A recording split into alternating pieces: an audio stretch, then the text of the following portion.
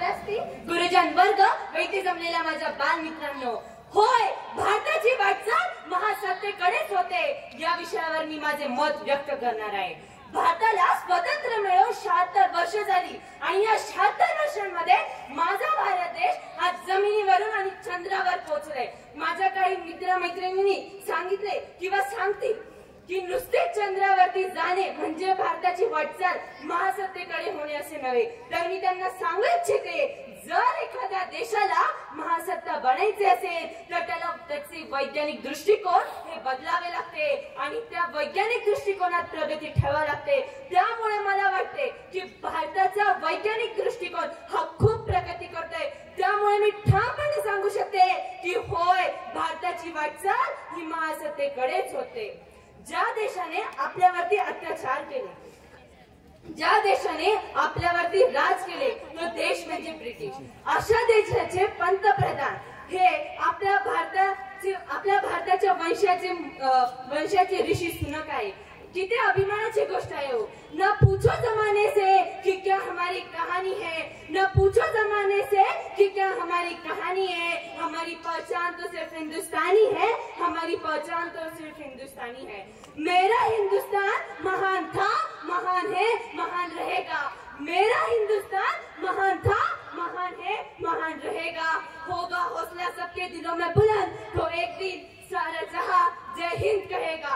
क्योंकि सारे जहां से अच्छा हिंदुस्तान हमारा, सारे जहां से अच्छा हिंदुस्तान हमारा. हम बुलबुले हैं इसकी, ये गुलिस्तान हमारा, ये गुलिस्तान हमारा.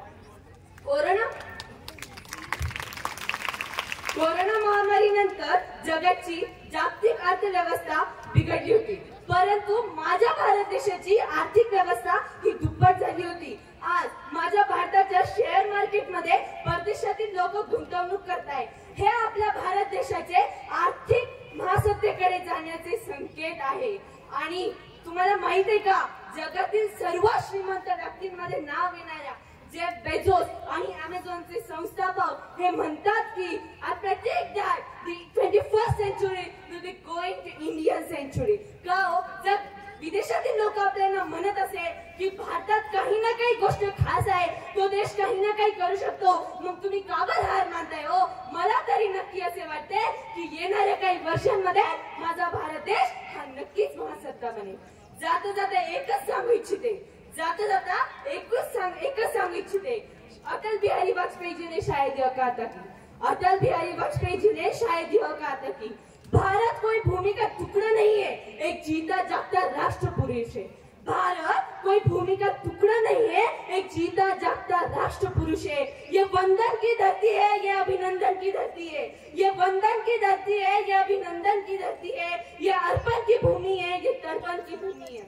इसकी नदी नदी हमारे लिए गंगा है, इसका कंकड़ कंकड़ हमारे लिए शंकर है. हम जिएंगे तो इस भारत माँ के लिए और मरेंगे तो इस भारत माँ के लिए. और मरने के बाद भी अगर कोई गंगा जल में बहती हुई हमारी हस्तियों को कान लगाकर सुनेगा ना, तो एक ही आवाज आएगी, भारत माता की, भारत माता की. श्री श्री श्री छत्रपती शिवाजी महाराज की. तुम्ही सर्वांनी माझे भाषण खूप छान प्रकारे ऐकले, त्यामुळे मी तुमचे सर्वांचे आभार मानते. व मला इथे बोलण्याची संधी दिली त्याबद्दल मी सर्व संस्थापकांचे आभार मानते. जय हिंद, जय भारत. स्पर्धा क्रमांक 14